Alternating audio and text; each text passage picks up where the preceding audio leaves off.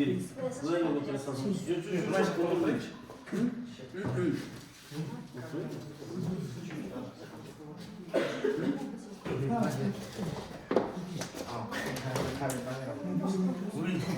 Вот троешь, пытаюсь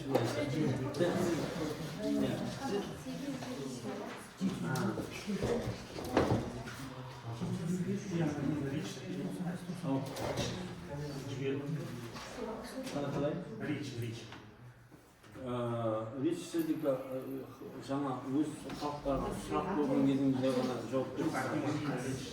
Бәрі ол кісі бәрі көп оқитын сөздер айтады. Ал қосымша уақыт болды.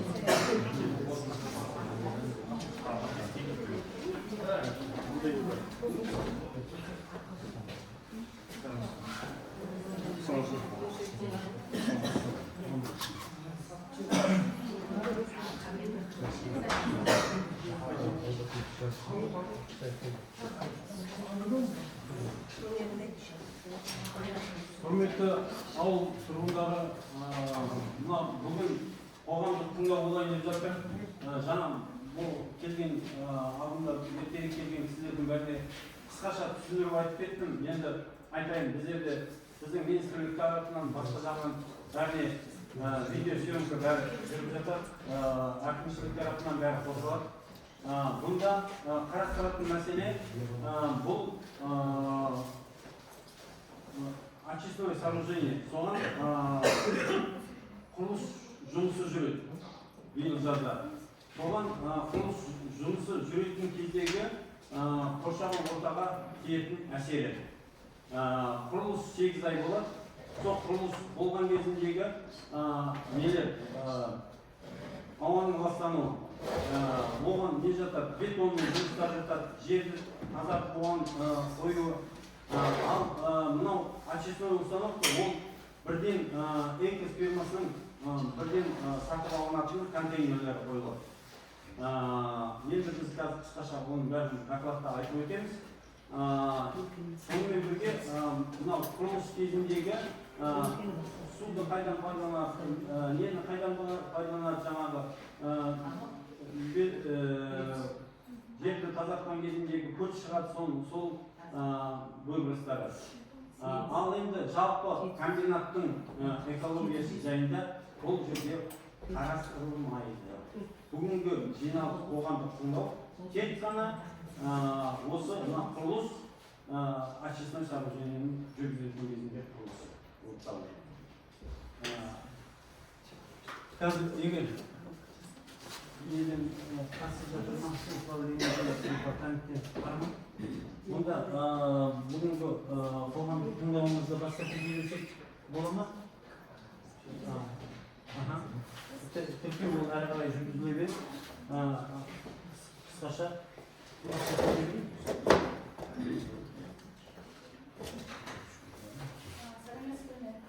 қоғамдық тыңдаудың қатысушылары барлық қатысушыларды тіркеу парақтарына тіркеуді сұраймын. Қоғамдық тыңдау онлайн режимде өтіп жатқанын хабарлаймын. Экологиялық заңнаманың талаптарына сәйкес мемлекеттік экологиялық сараптаманы жүргізу процесінде қоғамдық тыңдаулар өткізу міндетті болып табылады. Бүгінгі талқыланатын жоба тақырыбы Абай облысы, Жаңасемей ауданы, Ертіс ауылдық округі, орталық 94-95 көшесі мекен-жайында орналасқан Ертіс өндіріс құс фабрикасы, жауапкершілігі шектеулі серіктестігі өндірістік кәріз суларын тазарту қондырғысының қайта жаңғыртылуының құрылысы жобасы бойынша қоршаған ортаны қорғау бөлімі. Тапсырыс беруші Ертіс өндіріс құс фабрикасы, жауапкершілігі шектеулі серіктестігі. Енді қоғамдық тыңдаулар келесі блоктардан тұрады. Бірінші, қатысушыларды тіркеу, оған 5-10 минут. Екінші, баяндамашының докладпен таныстыруы 15-20 минут. Баяндаманы талқылау 5-10 минут. Төртінші, қоғамдық тыңдауларды қорытындылау 5-10 минут беріледі. Осы ұсынылған регламентпен келсе дауыс берсеңіздер.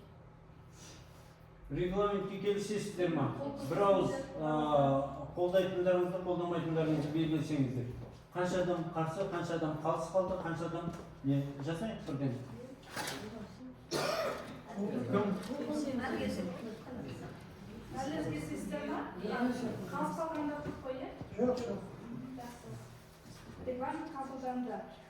Қоғамдық тыңдау нәтижелері бойынша жоба материалдары аясында барлық ұсыныстарды ескере отырып, қоғамдық тыңдаулар хаттамасы толтырылады.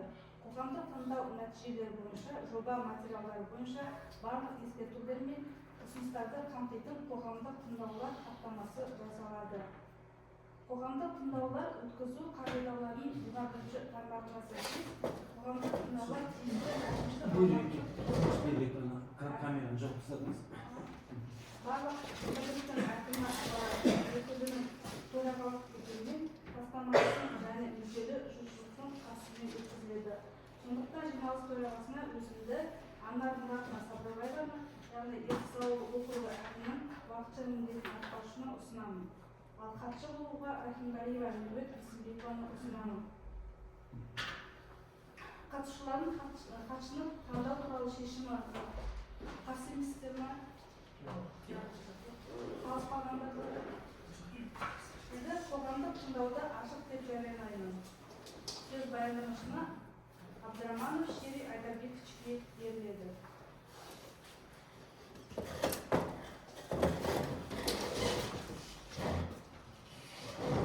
Мен осы армысыздар, құрметті осы өңірдің тұрғындары, мен сіздерді қысқаша бүгінгі жобамен таныстырып өтсем бола ма? Мен отырып докладта айта берсем. Ертіс бройлер құс фабрикасы жауапкершілігі шектеулі серіктестік өндірістік кәріз суларын тазарту қондырғысына қайта жаңғыртудың құрылысы жобасы бойынша қоршаған ортаны қорғау бөлімі. Бұл жобаның әзірлеу мақсаты атмосфераға шығаратын ластаушы заттардың сандық және сапалық сипаттамаларын анықтау, қалдықтардың қоршаған ортаға әсерін бағалау, қоршаған ортаға ғылыми негізделген рұқсат етілген әсер ету нормаларын белгілеу, экологиялық қауіпсіздік пен халықтың денсаулығын қорғауға қамтамасыз ету, қоршаған ортаны ластануын болдырмау, табиғи ресурстарды ұтымды пайдалану және қалпына келтіру, сондай-ақ сүзгілеу алқаптарына ластаушы заттарды төгу үшін көлемді есептеу кезінде лимиттерді белгілеу болып табылады. Нысанның негізгі қызметі бойынша бройлер тауықтарын ұстау және өсіру, тауық етін және одан жасалған өнімдерді өңдеу, орау және сату болып табылады.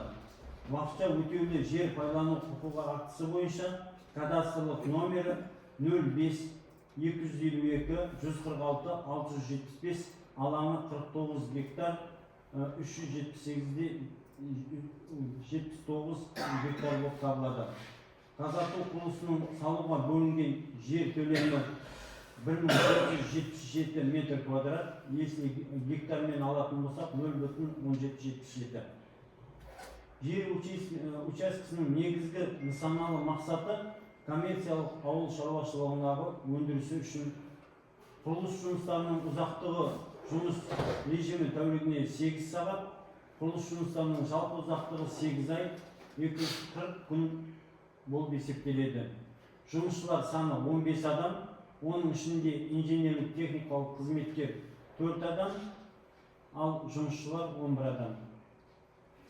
Қарастырылып отырған нысанның орналасуы: Прииртыш құс фабрикасы жауапкершілігі шектеулі серіктестігі орналасқан мекен-жай: Абай облысы, Жаңа Семей ауданы, Ертіс ауылдық округі, орталық көшесі 94-95.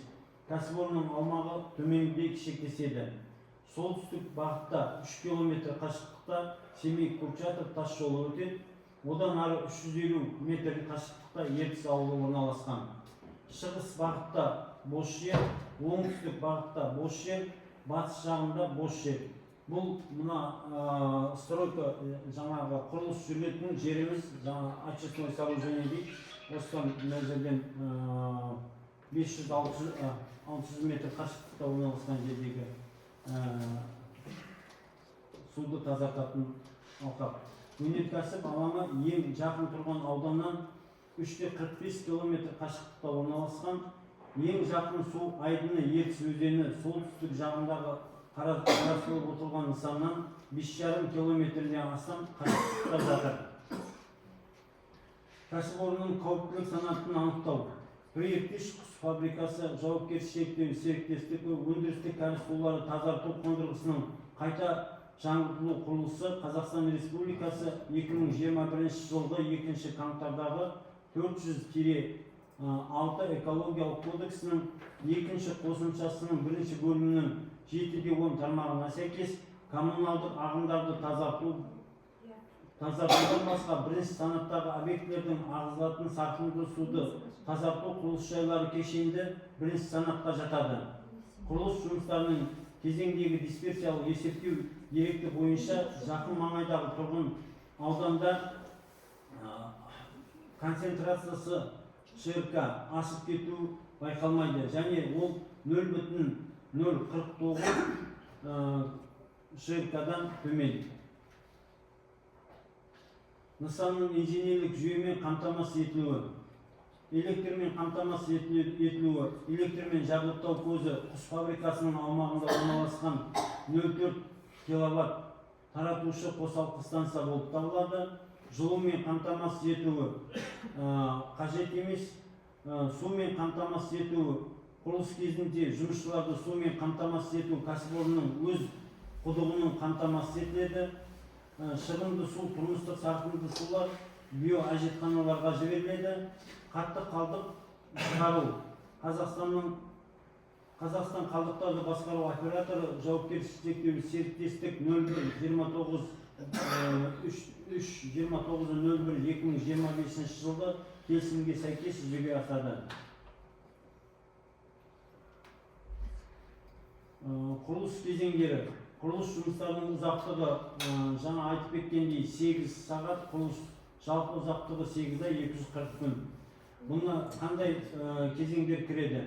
Дайындық жұмыстары, жер жұмыстарын ұйымдастыру, траншеяларға инженерлік желілерді, құбырларды төсеу, темір бетон жұмыстарын монтаждау, толықтыру, жоспарлау жұмыстары, аумақты абаттандыру, құрылыс жұмыстары уақытша, жобалау талаптары орындалған жағдайда елді мекендер шекарасына қауіпті факторлардың санаттары көрсеткіштерін ашылу күтілмейді. Технологиялық шешім. Бұл құс фабрикасы 80-ші жылдардың ортасында етті тұқымды үйрек өсіру үшін салынған. Ертеректе ағызылатын өндірістік судың мөлшері орта есеппен 5500 куб тәулігіне болған. Қолданыстағы өнеркәсіптік ағынды сулар тазарту осы қуат үшін жобаланып салынған. Өндірістік сулардың тазалу технологиясы жүйесі келесідей. Өндірістік процестер нәтижесінде пайда болған ағынды сулар өнеркәсіптік кәріз жүйесі арқылы КНС канализация сорғы станциясынан берілген. КНС ағынды суды эквивалентіне береді. Орта резервуар кенеттен түсетін ағынды тегістей және судың сапалы құрамын теңестіреді. Тәулік бойы биологиялық тазарту қондырғыларына біркелкі жүктемені қамтамасыз етеді. Қазіргі жаңадан шешім бойынша жоба 2 деңгейлі тұндырғыштан және булану тоғандарымен арасында өнеркәсіптік сақтың суларды толықтыру тазарту үшін қуаттылығы 400 куб тәулік. Жаңағы өзіңіз байқап отырған боларсыз, бұрынғы үйрек кезінде 5000 куб болса, қазір бар болғаны 400 куб қана шығады. 12 еседей аз.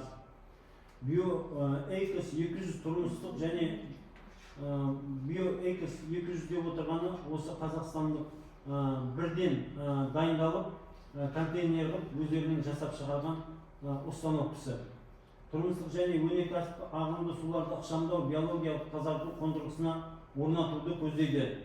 Себебі қазіргі қолданыстағы 2 деңгейлі тұндырғыштар технология сызба бойынша өз мақсатын төменгі дәрежеде орындайды. Биоэйкос 200 тұрмыстық және өндірістік ағынды суларды биологиялық тазартуға арналған жобалық қондырғы жермен қоршалған көп секциялы металл резервуар болып табылады. 2 қондырғы бар, өнімділігі 200 куб тәулігіне сәйкес келеді. Ауа аэротенктер контейнер типті блоктық модульде орналасқан ауа үрлегіштеріне беріледі. Орнату келесі аймақтардан тұрады: аэротенк, тұндырғыштар және аэробты минерализаторлар. Ағынды су қондырғылары үшбұрышты дренажды бар қабылдау науасы арқылы беріледі. Аэротенк пен минерализатор аэрация ауа үрлегіштерімен жүзеге асады. Аэрациядан кейін ағынды сулар аэротенк қабырғасына ойықтар арқылы тұндыру аймағына бункерлерге түседі. Онда белсенді тұнба ағынды судан бөлінеді. Белсенді тұнба түбінде шөгіледі. Одан ағынды су жоғарыға көтеріле отырып үшбұрышты дренаждар арқылы жинау және дренажды науалар арқылы ағат және қондырғы шығару құбылы арқылы шығарылады. Шығару құбырлары жасыл түспен көрсетіледі. Бұл қысқаша айтқанда тұндырғыны насоспенен бөлек алып кетеді, таза су жоғарғы жағынан бөлек кетеді. Тұндырғышқа арналған белсенді тұнба аэротенк пен аэротенкке артық шлам аэролифтер мен минерализаторға айдалады. Аэрациялық резервуарларда белсенді тұнба минералдырғыш суды тазартудың технологиялық процесіне ықпал етеді. Артық лай минералдануға ұшырамайды. Минерализатор минералданған белсенді тұнба мезгіл шамамен 10 күнде бір рет төменгі аймақта орналасқан шығыс құбырлары арқылы және гравитация арқылы шлам қабатына шығарылады. Шөгілген артық су аэротенктердің көмегімен минерализаторлардан шығарылып тасталып отырады. Сондай-ақ жобаға тұнба мен құм алаңын қайта құру кіреді. Тұнба платформасы былайша көбінесе песковый дейді, баяғы ескіше орысша айтқанда. Тұнба платформасы 56-да 14 жоспарлаған орташа өлшемдердегі бар ұзартылған тікбұрышты сазды құрылыс болып табылады. Құрылымның жұмыс алаңы 441 метр квадрат құрайды. Карточканың жұмыс тереңдігі 1,2 метр. Картаның қабылданған өлшемдегі шөгін және кептірілген шламды механикалық тазарту үшін төменгі механикаландырылған жабдықты пайдалану мүмкіндігімен беріледі. bir mezгилде шөгінді қабатының оңтайлы биіктігі 25-30 см шегінде, станциядағы ағын сулар тазарту сапасы нормативтік талаптарға сай келеді.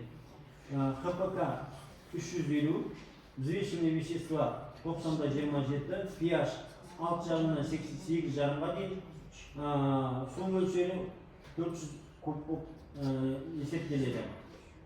Нысан орналасқан аумақта Қазгидромет мәліметі бойынша ауаның ластану стационарлық пост арқылы бақыланады. Атмосфераның фондық ластануы келесі ингредиентпен көрсетіледі: көміртегі тотығы, күкірт диоксиді, азот диоксиді және азот оксиді. Но сіздерге мына таблода көрсетілгендей азот диоксиді оңтүстік, солтүстік және шығыс батысына көрсетіліп берілген. Кестеде қарастырылып отырған объект орналасқан ауданда ластауыш заттардың фонды концентрациясы елді мекендер үшін белгіленген концентрациядан аспайтыны көрсетіліп отыр. Атмосфераға шығаратын ластауыш заттардың құрылыс кезеңінде атмосфераға зиянды заттардан шығаратын бірінші ұйымдастырылған ластауыш көздер жұмыс істейтін болады. Құрылыс алаңы құрылыс жұмыстары кезінде уақытша стационарлық ұйымдастырылған шығындылар көзі болып табылады. Құрылыс кезеңінде атмосфераға барлығы 15 атаулы нормаланған зиянды заттар бөлінеді: темір, марганец және оның қосындылары, азот диоксиді, азот оксиді, көміртек, сажа қара көміртек, күкірт диоксиді, көміртек оксиді, фторлы газ тәрізді қосылғылар, диметал бензил, хлорэтинил, керосин, white спирит, алкандар, қалқып жүрген бөлшектер, биоорганикалық шаң, құрамына кремний диоксиді бар. Нысан бойынша атмосфераға шығарылатын ластауыш заттардың нормативтері. Осы жобада нысанның құрылыс кезеңінде келесі нормативті белгілеуге ұсынады. Жалпы жылдық 0,232 бар шығарылатын шығындылардың осы уақыттағы кезеңдегісі 232 килограмм болып табылады. Тоннаға да жетпейді. Кәсіпорынның әсер ету аймағындағы атмосфералық ластану деңгейін есептеу және талдау. Ластауыш заттардың таралу есептерін талқылау нәтижесінде келесі заттар шығындарын мәндерін шекті рұқсат етілген концентрациясының үлестерінде қабылдауға болады. Бұнда біздерде рабочий прямоугольник дейді. Мынау мекеменің өзінің территориясы, жилой зона, енді адам тұрғын орталығы. Мұнда қарап отыратын болсаңыз, кестеде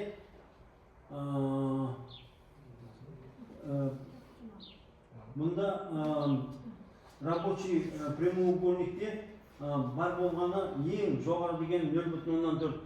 Бір ПДК ол рұқсат етілген жағдайды көрсетеді, ал біздердікінде оның 0,4% ғана құрайды. Ал жилой зонада өте аз, оның мөлшері 1000-1 бөлшек. Сонда жилой зонаға бұның әсері ешқандай бармайды, жоқ деп айтуға болады.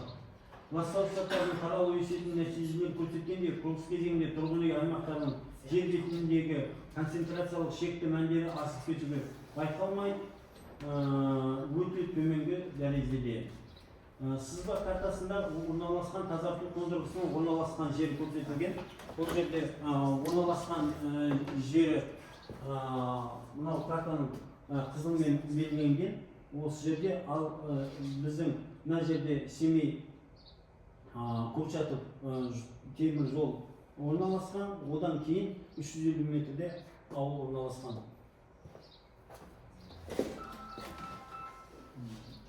Енді қоршаған орталықтағы қалдықтардың әсерін бағалау. Бұл құрылыс кезеңінде қандай қалдықтар біздерде болады? Ол қатты тұрмыстық қалдықтар, металл қалдықтары, дәнекерлеудің қалдықтары, бояулар мен лактардың қалдықтары, құрылыс қалдықтары. Барлығы 4 79 тонна жылдық мөлшерде құрады.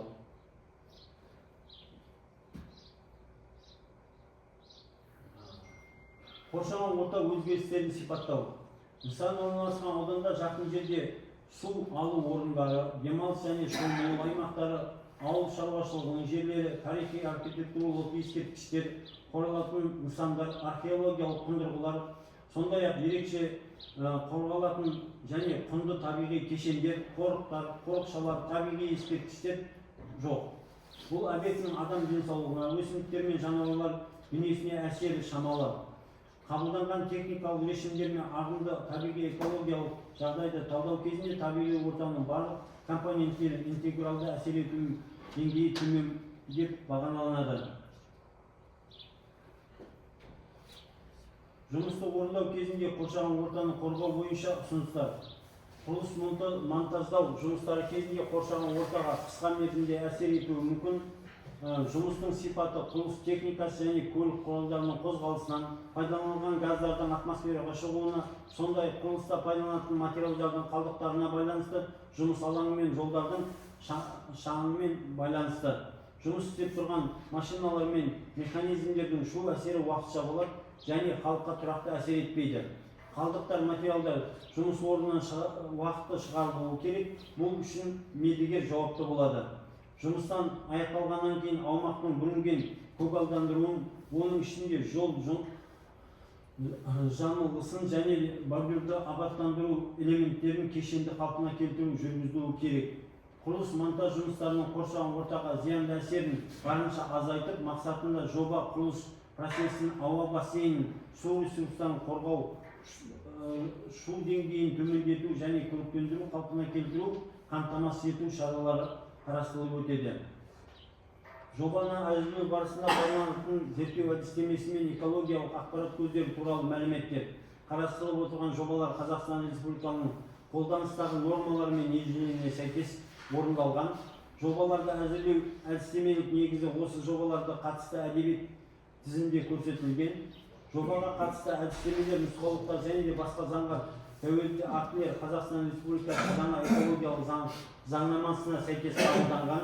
Зерттелген ауданның қоршаған ортаға жай-күйін сипаттау үшін экологиялық ақпараттау көздері кезінде келесі деректер пайдаланылды.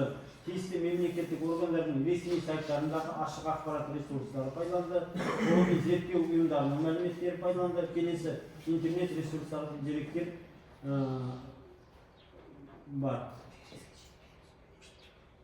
Осымен назарларыңызға рахмет.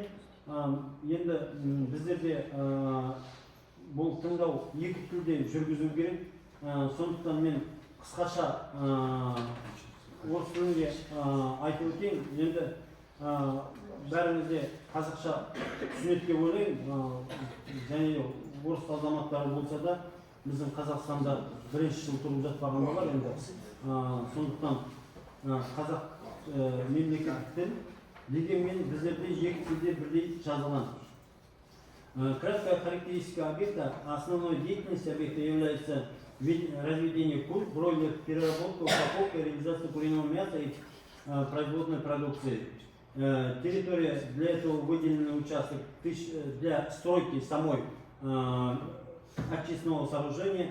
Выделенная площадь застройки 1777 метров квадрат. Это составляет 0,17 гектаров. Целевое назначение ведения товарно-сельского производства. Продолжительность строительных работ составляет 8 часов, 8 месяцев, это 240 дней. Количество сотрудников 15 человек, это 4 рабочие 11 человек.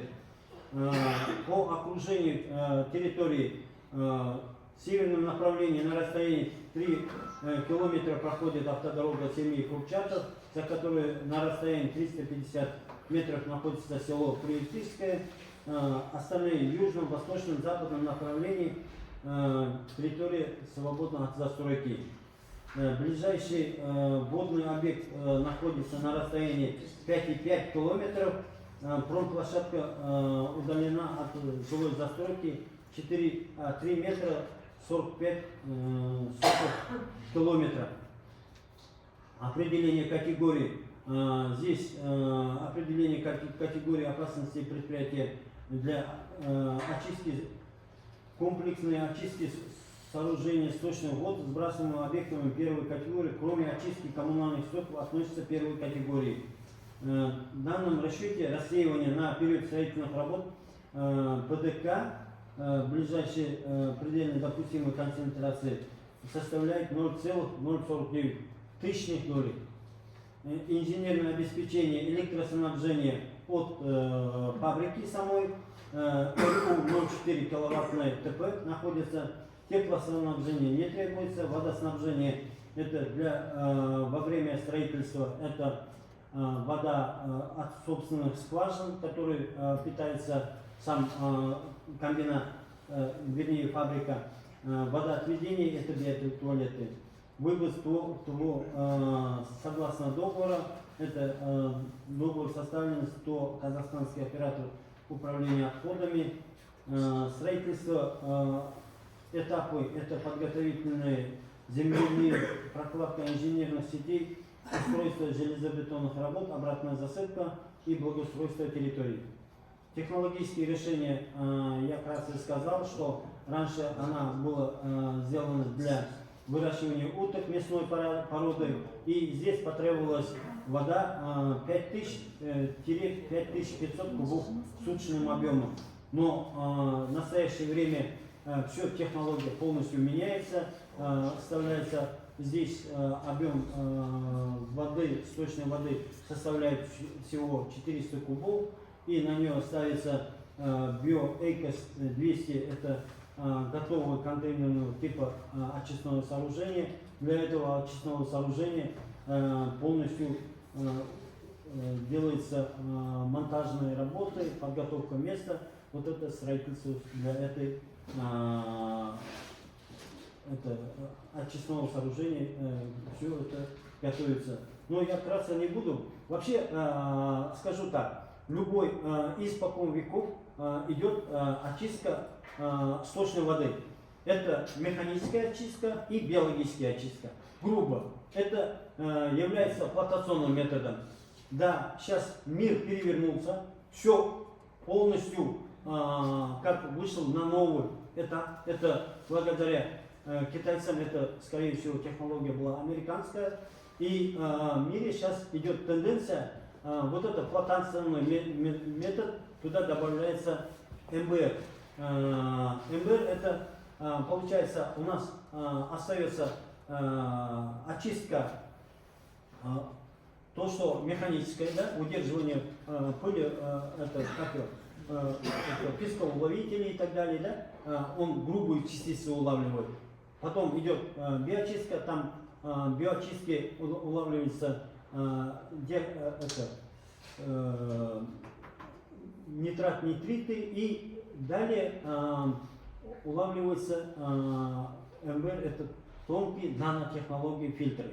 Это раньше такого не было. Это нанофильтры вышло учеными, первый раз защитили это в Англии, и после Англии она пошла в Америке, и Китай сейчас выпускает мембранные технологии на уровне нанотехнологий. Получается, если взять H2O, это два атома водорода и кислорода, 16 атомов, всего составляет 18 микронов.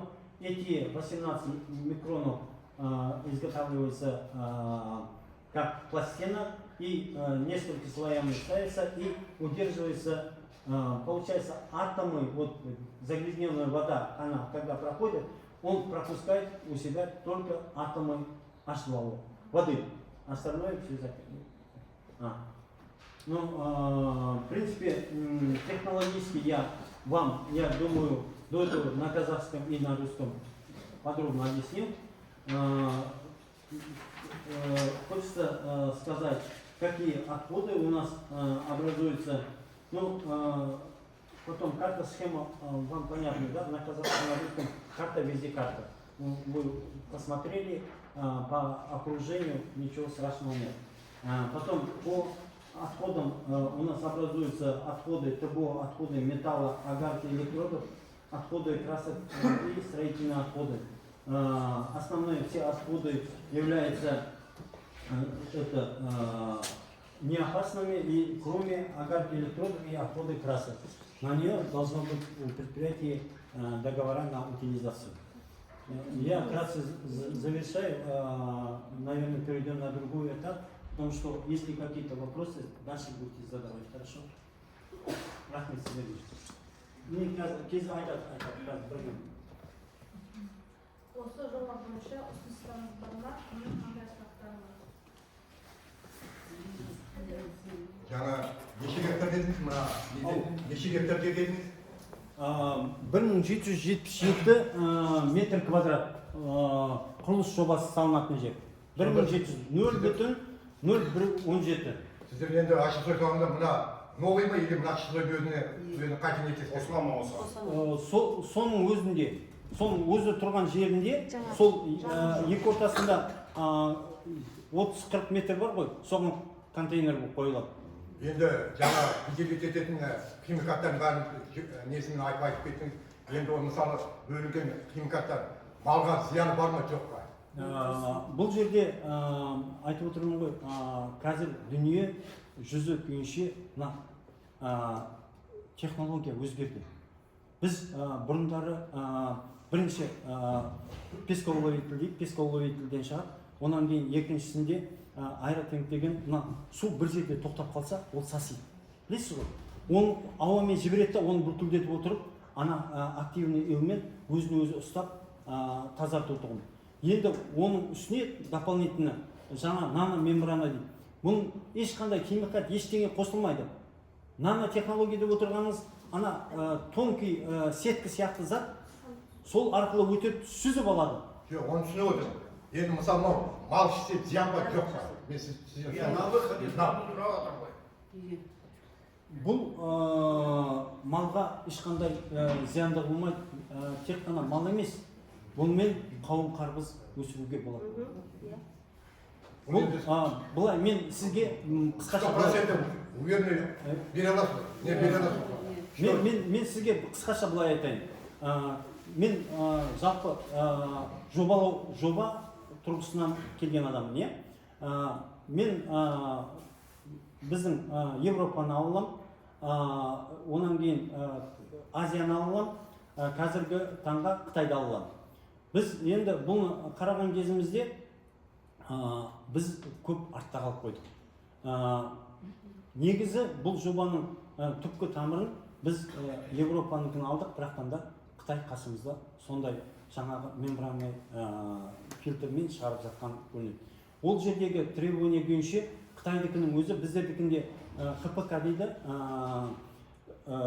потребление, химический потребление кислорода. ХПК арқылы судың қаншалықты зиянды заттар шығып жатқаны белгілі болады да.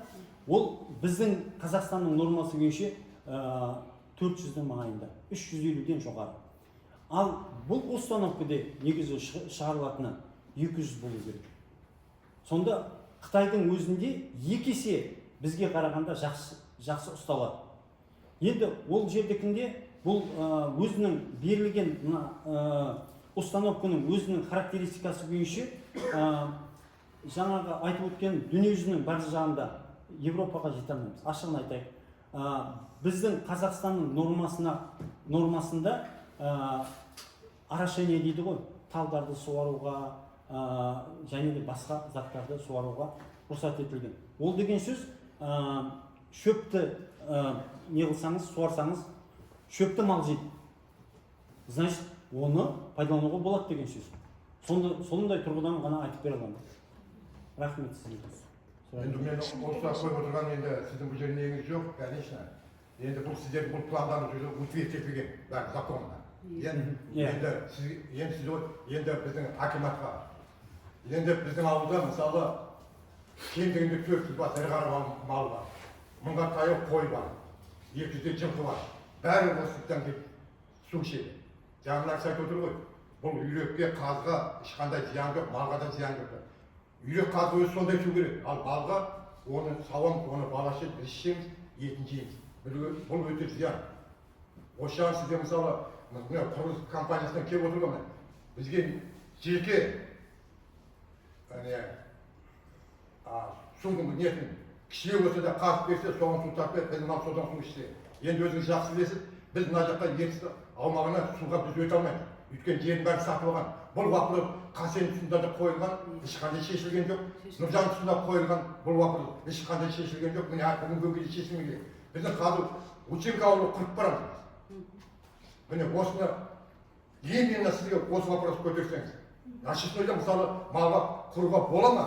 Жеке біздің ауыл малына мынаған қатыстырып, мына сен өзің планды работасын айтып кетті, бұл кісіге түсініп отырмыз. Өйткені біз мына тасыған жолдасында өзі осы фабрикада істегенбіз, фабрика құлаған кезде біз көтергенбіз. Осы тағы осы жерде жігіттен бәрі айтатын осы жерде істегенбіз. Бәрін енді отлично білеміз, жұмыс, бұл жердің жұмысы қандай екен. Мен енді ауыл шаруашылығын балет етіп тұрдым, сізге ана ханым осы жөнінде осы вопросты көтерсеңіз. Мен өйткені алдыңғы жылы осыдан 2 жыл бұрын директорға прямо кірген болатын, осы халықтың малы жөнінде жеке нетіп, ол ақылдасып көрейік шешейік деген. Осыны су не шешіп берсең. Өйткені бәріміз білесіз ғой, ауылда отырған кезде бәрі малмен отыр. Бала-шағаны асырау үшін малмен отыр. Басқа мысалы мында істейтіндер істейді, үлкен кісілер сол малмен бала-шағасын бағып отыр. Оны ішкен су қандай ұят болса да ол сүтке барып келеді.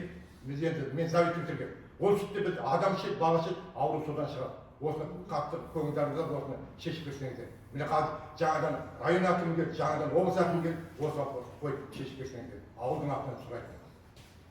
Жақсы. Енді мен жоба күйінше жалпылама айттым. Мен осы қазақ елінде көп жерде осы очистной жалпы қоғамдық тыңдау экологиялық жердің түкпір-түкпірінде болдым. Осы салада 27 жылдан астам еңбек еттім. Енді қысқаша айтатыным, мен министрге де осы сұрақты қойдым. Біздің қазақ еліне, қазақ баласына очисткіден шыққан суды бізге норматив жасап беріңіз. Ең болмаса тағды суарайық. Халқымызға ол жерде компенсационный посадкаге шықсын, оны ексін халық и оны пайдалансын халық деп. Енді мен ойлаймын, болашақта бәрібір бізде сондай норматив болатын шығар деп. Бізде Европада бар ол норматив, Қытайда бар, Азияда бар, бізде әлі бекітіліп бітпей жатыр. Енді бәріміздің де бүкіл қазақ баласының бәрін пішкен тоны бірде ойлаймын. Және де қолымыздан келгенше дұрыс очистной таңдап алуға бізде өзіміздің қолымыздан келгенше жобамызды жасадық. Сіздерге рахмет, осындай қатысып сұрағыңызды қойғаныңызға өте ырзамын. Менде бір сұрақ, сіз техникалық специалистсіз ғой. Жаңа айтып отырсыз 5000 кубометр су болған бұрын район бойынша, енді 400 кубометр деп қалды. 400 кубометр суткасына, айына, жылына. Суткасына. Жарайды, мен согласен. Мына проект бойынша канализационный насосный станция качать еткен су ғана тазаланады. Или мына фишингтерді жуғанда мен білетін 50-60 кубометр одан да жоғары су пайдаланады, ана фишинг жуған. Одан кейін ол судар очистойға специальный коллектор бола ма, приемный, тағы бірдеме бола ма, соны түсіндірсеңіз. Біздікі бұл жобада таза производственный дейді ғой, мына мекеменің жаңағы шығып отырған 400 кубтық суды ғана қарастырылған. Бұнда кәріз сулары жаңағы канализационный қарастырылған. Ашығын айтайын, бұл мына шығатын су шығындылары сойды ғой, нені тауықты. Мұсылманша сойды, басқаша сойды. Солардың бәрі таразылық қылған кезінде келетін су. Онан кейін бөлме помещениелерді тазартылғанда келетін су. Соның нормативтеріне сәйкестендіріліп жасалған жоба. Тағы бір вопрос, енді руководство отыр ғой, мына акимат отыр, Тағы бір вопрос, енді әйтеуір мына очистной сооружение жасайсыз, стандартқа сәйкес болады деп ойлаймыз, Енді тағы бір сұрақ, мына біздің Утинкада, мына тұрған ауыл, бұрын канализация болған, мына системаға қосылған. Енді айтып отыр, жарайды, керемет қымбат, насостар, модульный насосный мына жерге орнатуға жарайды. Бұрынғы канализация жасалған. Енді бізде үйлерде септиктер бар. Менің расчетым бойынша всего 150-180 кубометр су айына кісілер шығару керек. Бұл менде мына руководство сондай вопрос. Мысалы, приемный колодецтер бар территория санубойный, убойный цехтың жанында. Соған приемный коллектор жасаңыз. Мысалы, просто септик, ассенизаторский машина сол жерге стревать ететін мүмкіндік жасасаңыз. Сол ауылға көмек болушы еді. Бұрын мына біздің ауылда былтырға дейін 5000 теңге бір машина септик тұрайды. Қазір 20 мыңға дейін жетті. Неге десеңіз, маңайда очистной сооружение жоқ, только қалаға апарып сливать ету керек. Сондай енді рұқсат сұрадық ғой ауылдан. Мына жерде стройка жүргізейік, по канализационной система жасайық. Сізге бір сұрағымыз, мына жерге колодец приемный жасадыңызшы. 3 шақырым жерде біз спокойно төгеміз, канализацияның бағасы 3000 теңге болады. Сіздерде мына жерде в основном контингент фабрикада ауылдың жұмысшылары істейді ғой. Енді көмек жасадыңыз енді ауылға. Енді ол басқа жоба ғой, мына жобаға қатысы жоқ қой. Не, басқа болса да, просто мен енді мына вопроспен күнде жоқпын. Мына жерде акимат күнде болмайды. Мына официально өзіміздің жұмысымызды бітіріп алайық, сосын сіз сұрағыңыз. Жоқ, жазып қойыңызшы осы протоколға, осы вопросты. Біз тақырыпқа тыс болмайды.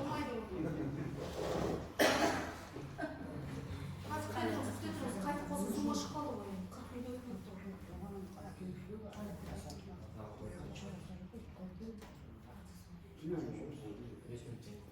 5 минут Жалпы, мына сіздің көтеріп отырған неңіз дұрыс та жалпы.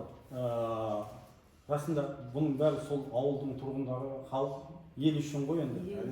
Расында сол елде тұратын болса, бәрібір әрбір ауылда бәрібір очистной бәрі қою керек қой. Шынын айтқан кезінде ертеде айтатын ойбай очистной, пәленбай тұрады, пәленбай не деп. Енді заман өзгерді ғой. Ол ондай ақша тұрмайды ғой қазір. Қытай әкелді көзін ашып тастады ғой мына жерге. Әкелді қойып тастады, мінекей мынандай зат сіздердікінде қойылатын бар болғаны 10 миллион теңге екен. Енді бәрі жиналып бір әкімшіліктікінде сол кішігірім тиын-тебен тауып істейтіндей заман келді ғой. Қашанғы өмір сүре береді? Ол халықтың айтылып отырғанда дұрыс. Негізі айтыла берсе облыс әкіміне дейін жететін шығар, түбі қарастырылып өту керек қой. Ол шындап келген кезінде адамдардың бәрі жаңағы құдық қазып оған тастай бергеннен гөрі бәрі орталықтан дұрыс салған дұрыс қой. Рахмет түсіндіріңізге, рахмет.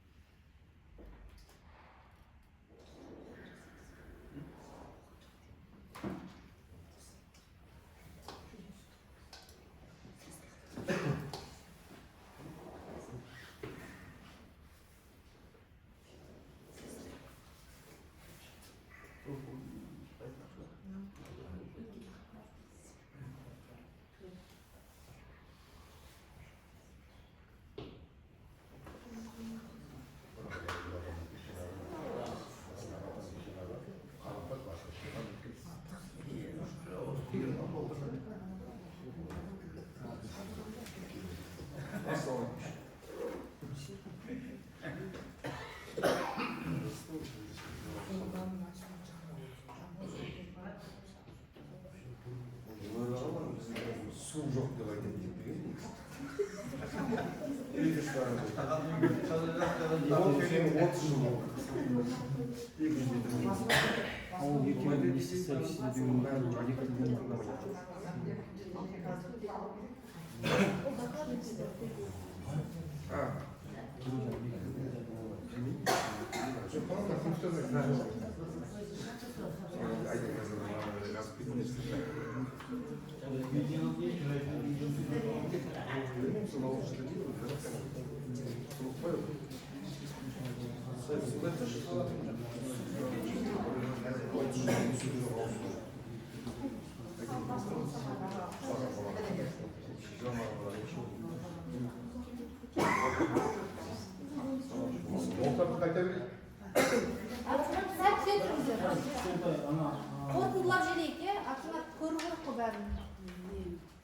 Біздің өткізген ана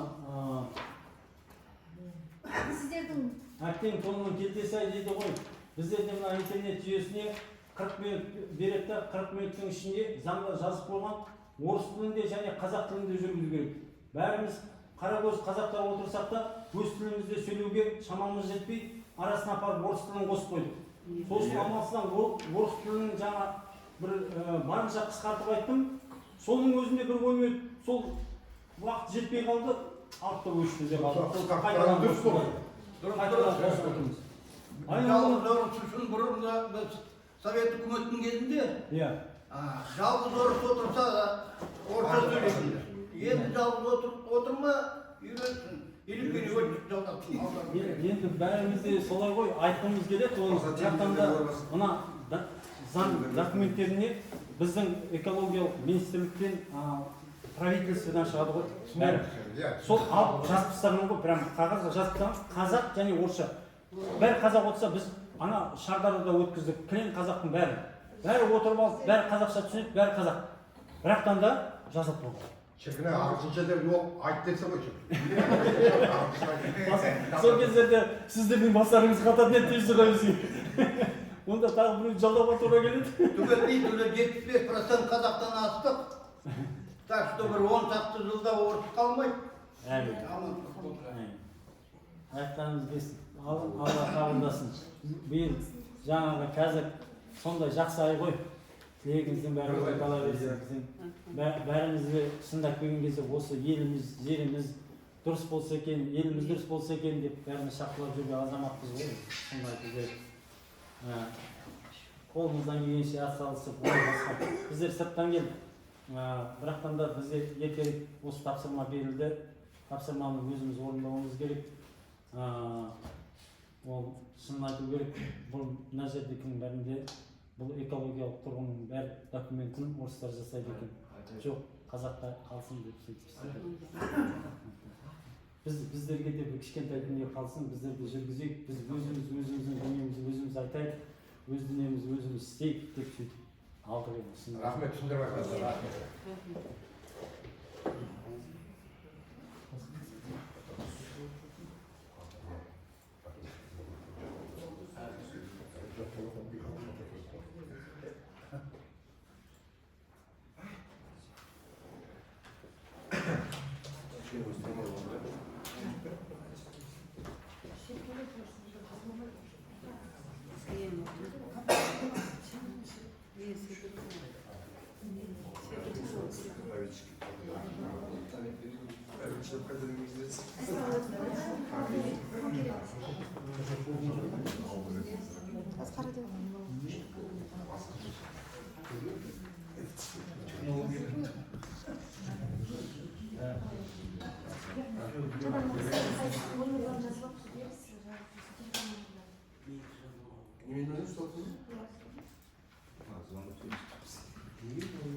Қоғамдық тыңдаулар өткізу қағидаларын бекіту туралы Қазақстан Республикасы Экология және табиғи ресурстар министрінің міндетін атқарушының 2020 жылғы 3 тамыздағы нөмір 286/25 тарауының 2 тармағына сәйкес қоғамдық тыңдаулар өткізу кезінде барлық ескертулер мен ұсыныстар қоғамдық тыңдаулар хаттамасына енгізілетінін хабарлаймыз. Бүгінгі қоғамдық тыңдауды өтті деп есептеуді сұраймын. Рахмет. Бәріміз бір ауыздан қоғамдық тыңдау өтті деп келістік. Рахмет сіздерге.